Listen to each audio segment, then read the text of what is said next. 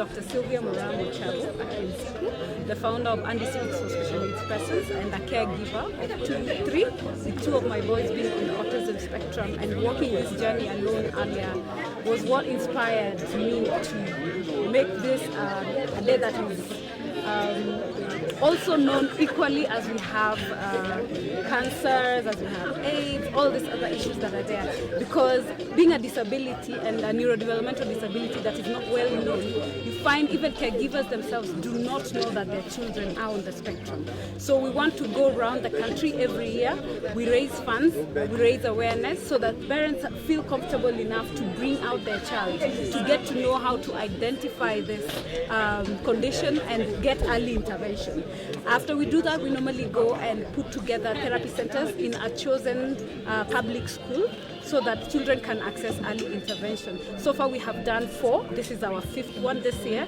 And at the same time, we give education-assistive devices. Being neurodiverse means that their brain does not function like the rest of us. So that means even how they learn differently. But the sad state of affairs is, as much as they require that one-on-one and smaller classrooms, we have them bundled up, so many of them with mixed disabilities, and they get lost in the cracks and they don't progress. So you find even if in government we have opportunities for persons with disabilities, they never get to enjoy that because they've not gotten the support in the health system, education system, so they're not able to transit and become citizens who are beneficial to our community. So we want to end the stigma that is there and let people embrace this and also support the caregivers who are taking care of them. And that's why the theme for this year, from surviving to thriving, because they have the capability of doing it. But as a community, as a government, as the people who are supposed to work with them, we are also contributing to that stigma and making them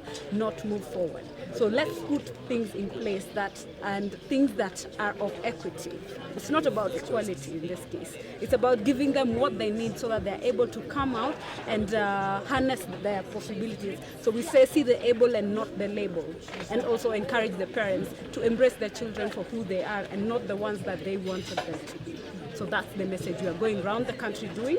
So we've done 16 counties to the west. We've gone to Kilifi last year. We've done Nairobi County 3 times. And now we're going all the way to Garissa. And as we're doing this, we have our Neuro Caravan, where we're going to be offering disability services, education assessment, disability assessment and registration, and a medical camp. Because children who are having these medications, it also affects them, especially anticonvulsants, as a comorbid condition of epilepsy that comes with this disability. So they need to have supplements, they need to have dental and eye checks, but parents most of the time cannot afford it because it is already expensive enough just raising it. So this year we are doing it in Garissa, at Garissa School for the Mentally Handicapped, and we have donations from COE Africa for learning and therapy materials that we are going to go there. We've had partners who are walking this journey with us from Standard Media, KBC, we've had, what are they called? The National Council for Persons with Disability, KISE, Little Cabs who have been supporting parents, and we're hoping the whole week they'll be getting subsidized transport and the little cabs to come and access the therapy services that are here in KISE. Yeah? And in Garissa, we have Nondo, we have the Red Cross, we have Save the Children, and many organizations on ground that are going to make it possible. The Garissa County, the Garissa Level 5 Hospital, and Equity Afia on that side are going to be with us. So tomorrow we'll be celebrating it nationally at Garissa, and then we will have training for the teachers, for the local teachers, the doctors, for early identification, because it's not something that you can just easily spot. Because of culture, you usually make assumptions. So we want to educate them so that they can be able to support these children and have them access early intervention soon enough. And we've had our support from the Archbishop, from the National Council, the CS's office for the Ministry of Labor. Our women rep here is working with us through and through, and we appreciate that because not many come out to stand with us. But as a parent, it takes a lot, and it means a lot when just someone cares and just wants to know how you're doing today. It means a lot, but we end up being segregated because of our children and being called names. But even nobody knows the cause of autism to this day. And the ratio as at this point in the US was 316, an increase of 316% in the past 10 years. So we have a big deal coming up. But as a country, country, are we ready? Do we have the systems? Do we understand it so that we can put the prevention measures in place so that this influx of children and the high rate of diagnosis that we are seeing at 1 to 36 across the world, and which autistic persons account for 1%. So we need to be prepared, and we want to start this early and raise their awareness. I mean, thank you for that.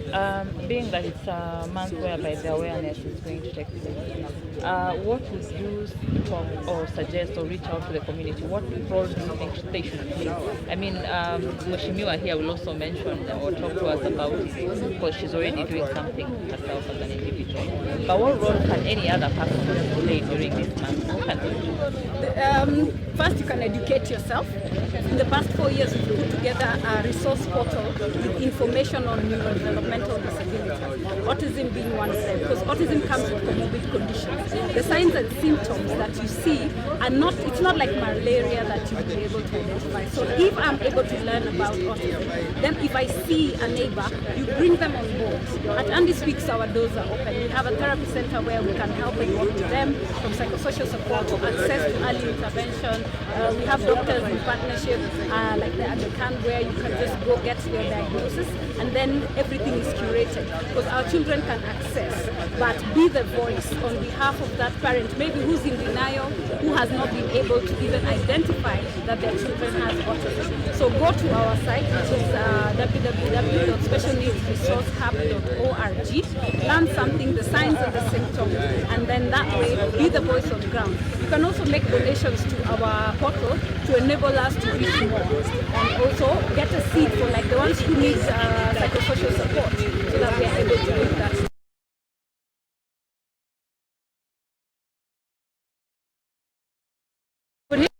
Kindly.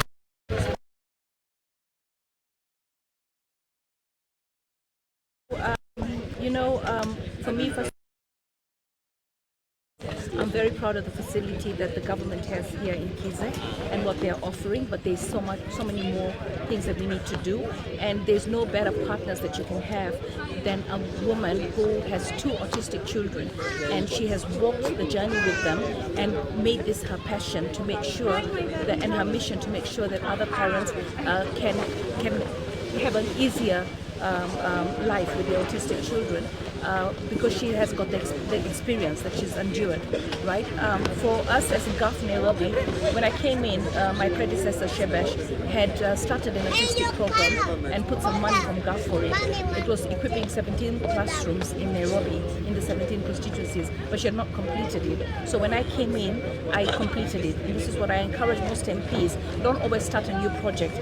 Always continue and finish the projects of your predecessor, because it's still government money that has been spent. So it was partially done, and we allocated some more money and we completed it. I've also been supporting a number of organizations that work with autistic children, and we funded a few autistic groups.